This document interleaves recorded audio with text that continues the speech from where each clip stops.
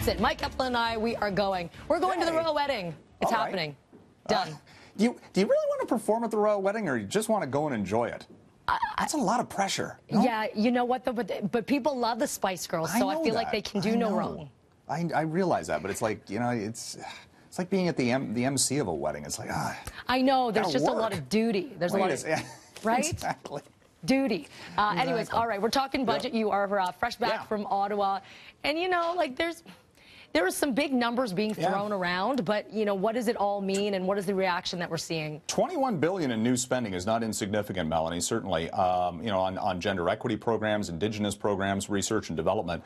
And when you look at, you know, sort of the change of tactic by the Trudeau government, because a year ago it was all about infrastructure spending. Remember that? They were going to try to boost the economy through the infrastructure, roads and bridges and all this kind of stuff. Well, that's actually been pulled back in this budget by about $7.5 billion. It's sort of being recalculated.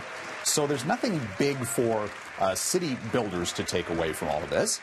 And at the same time adds $21 billion in new spending. They're banking on this economy to just keep on rolling along here and tax revenue to continue to climb.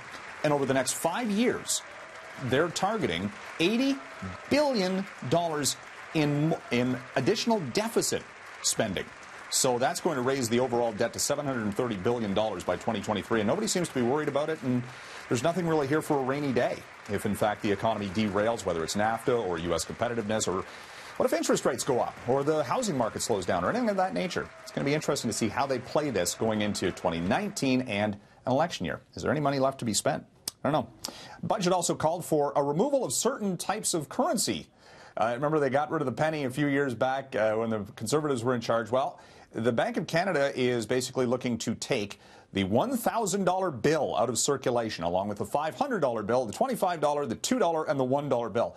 There are 740,000 $1,000 bills currently in circulation. You're not buying a coffee with that. So do you keep it as a collector's item and think that on the collector's market it goes up, or do you just turn it in? There's only something like 400 $500 bills in circulation out there, so they could actually be worth more than that on the collector's circuit. Ding dong, it's a deal for Amazon buying the Ring doorbell company. As Amazon's already had a relationship with Ring. You can buy it on the Amazon Echo speaker. It's a $1.1 billion deal. That's pocket change for Amazon. End of February, finally, for the markets. Volatile month, record-breaking swings on Wall Street. Hope things settle down in March. We'll see. Fingers crossed. That's it from here. We'll send it over to Winston and Frank.